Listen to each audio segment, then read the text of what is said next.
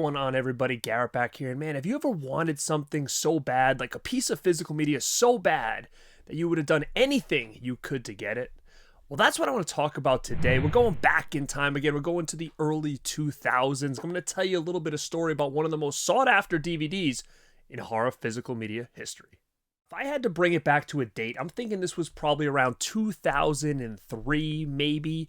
I was really starting to ramp up into physical media collecting at that point, and the format of choice was DVD.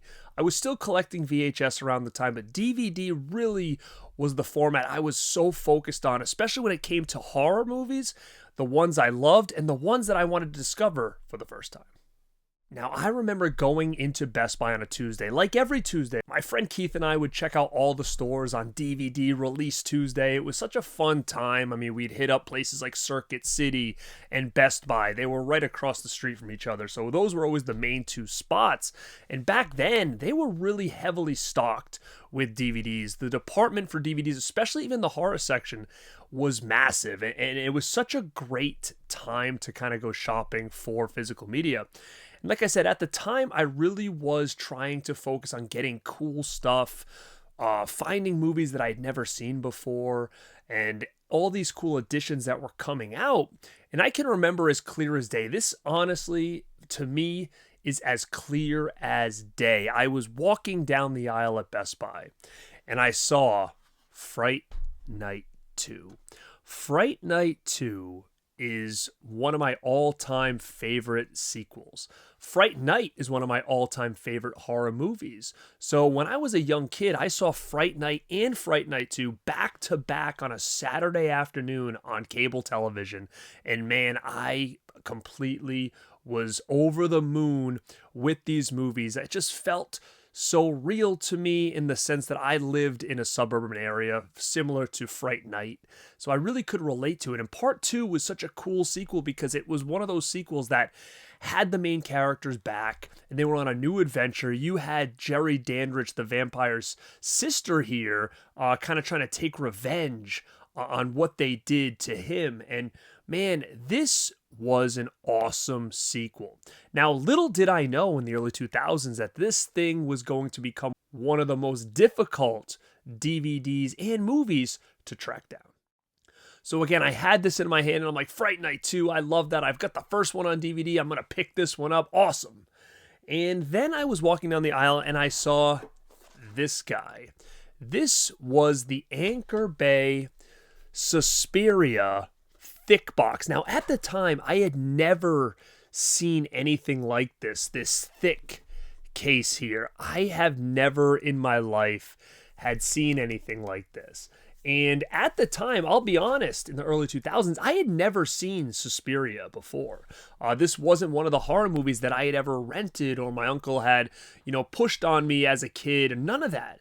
So this was very foreign to me. Even going to the video store, I don't really remember seeing this too much on the shelf. I mean, it did have a different cover than what I see here, so maybe I did pass it by, but it was nothing that I ever rented. So when I saw this, and I was like, what is this? This is so rad, like this thick box. I've never seen anything like this. And then when I turned it around and I saw this was a limited edition. Now, again, this was limited to 60,000. When you think about that now, 60,000, you're like, oh my God, that's going to be around forever. But again, I was in my early 20s in 2003. So I thought to myself, holy crap, like this is limited. I've never seen numbers on the back of any of my movies up until now. So I thought, oh my God, like I've got to get this. This is going to sell out. I need to get this to my collection.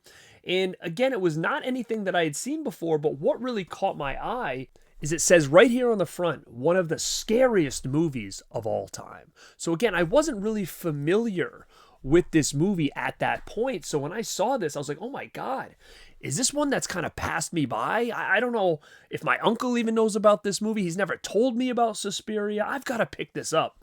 And I put Fright Night back because, again, being a kid in my early 20s, I only had so much money to spend. And I think this was a little bit more than a normal DVD because it was like a 3-disc limited edition collector's. And I picked this thing up, and I loved Suspiria. I still love Suspiria. And I remember going to my uncle and being like, have you heard of this? And he's like, of course I've heard of that. And he's like, it's a little bit different than some of the stuff I've showed you. You know, this is an Italian horror movie. Things are a little bit different the way they do things. But man, when I put this in, I was like, man, this is such a cool movie. Beautifully shot. This edition is badass. I mean, still, it's 3 discs. You get a soundtrack in here. You get special features. I mean, just the presentation of this in 2003 was unlike anything I had ever seen before. So I was so happy to have that in my collection. I said to myself, you know what? I'll pick out Fright Night 2 anytime. Well, that anytime became never, because I had never seen Fright Night 2 back on those shelves ever again. And you know what? I really wasn't searching necessarily for it after that. I was like, oh, you know what? It's not here. Maybe it'll come back. And then I kind of forgot about it. And I remember going to a horror convention a couple of years later. And I remember going to these vendors and being like, do you guys have Fright Night 2? Like, I can't find it anywhere. And they're like, oh, Fright Night 2, that's impossible to find. You'll never get that for a good price. And I'm like, what? So I remember, like, I don't know if I looked up on eBay at the time. I don't remember what year I started doing eBay. But I just remember this being really expensive, more than I could afford at that time. Now, again, I could have my dates mixed up, but all I know is Fright Night 2 was impossible to find at that point. So I remember going to all the different vendors at this horror convention and them being like, absolutely not, we don't have Fright Night 2, you're never going to find it, blah, blah. So I remember my mission at that point. It was actually the same day as the horror convention that I went to. I remember coming home and saying, my mission is I have to find Fright Night 2. I went to Best Buy, again, gone. Circuit City, gone. A place called Newberry Comics, gone. FYE, gone. So I'm like, what the heck am I going to do?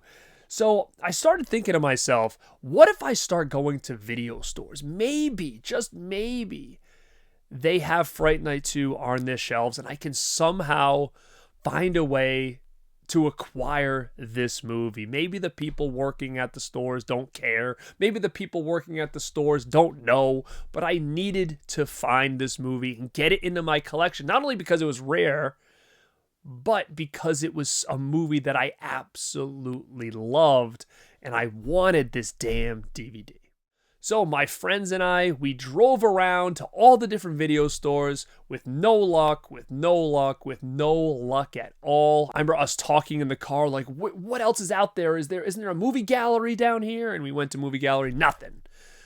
And I'm like, all right, we were heading home and it was kind of like one of those things where I'm like, you know what? There's one more over here. Let's go check out this Blockbuster. Well, sure enough, we go to Blockbuster Video. It was like our last stop of the night.